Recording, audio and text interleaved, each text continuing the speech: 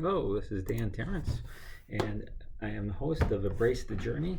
Today is video update number 14, December 16th, 2019. All right, let's get into it. My quick hit of the day ran into a chart on the sources of greenhouse gas emissions for the US in 2019. And I think it's just interesting to see the main categories and the relationship between them, because we do hear a lot about electricity, the grid, coal power plants.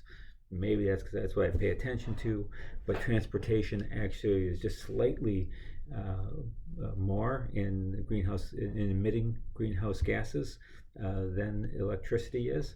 In fact, in transportation, about 2 to 3% of that actually comes from air travel.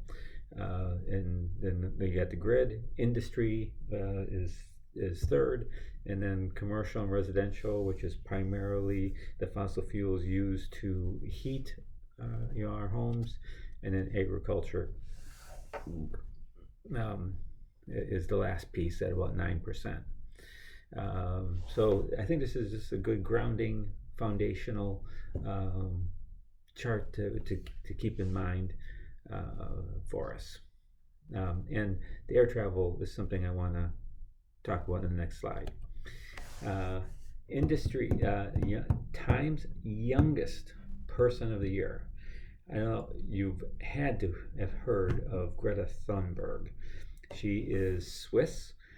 Started in August 2018, holding a sign in front of the Swedish Parliament saying "School strike for climate." And I mean, how can you not admire someone who missed a whole lot of school to become Person of the Year? And this grew substantially in September of 2019. More than 4 million kids struck from school in 163 countries.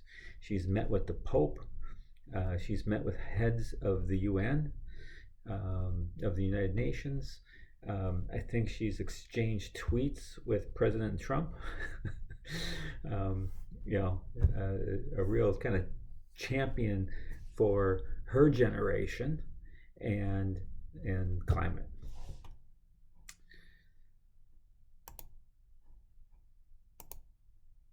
So another interesting, if you've ever seen her speak, I mean, she's almost expressionless. She's a very direct communicator, and does not worry about what people think about her. She has been diagnosed with Asperger's syndrome, which is on the autism spectrum. So she is very much proponent and will not be derailed easily by what anyone says, even President of the United States. Okay. Mentor topic.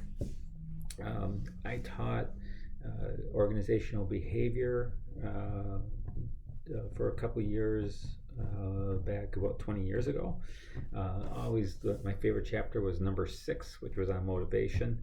There are a number of different theories on motivation, and I thought I'd just hit one of them, kind of highlights of one of them here.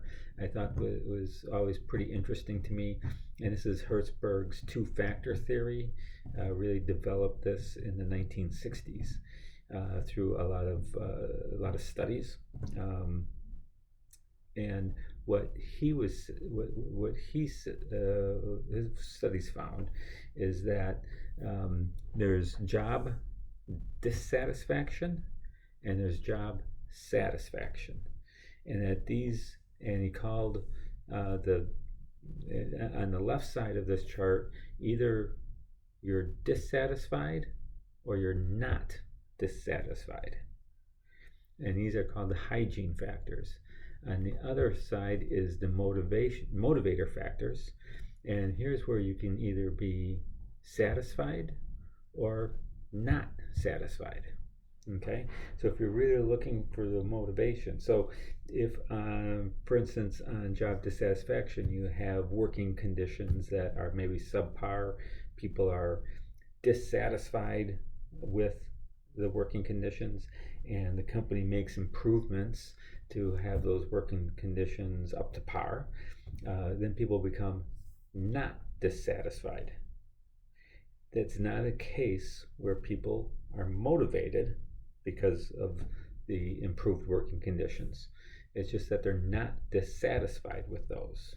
You notice that base wage or salary is on that side. It's different from like commission, compensation type stuff, but your base wage. So if you get paid $1,000 a, a week, and you're dissatisfied with that, and you get a pay raise to $1,100 a week, you may become not dissatisfied. It's okay, but it didn't really motivate you to work harder. The stuff that does is on the right side, where you get responsive, where you have achievement, you're recognized for your good work. It's the kind of the work itself, the purpose of what you do and why you do it, and how you contribute to the bigger entity, responsibilities you get, the advancement and growth opportunities out in front of you. Those are the things that motivate people to do a good job.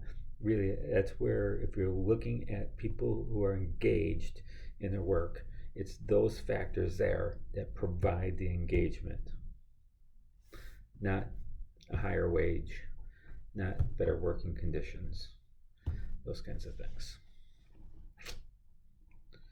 So there you go.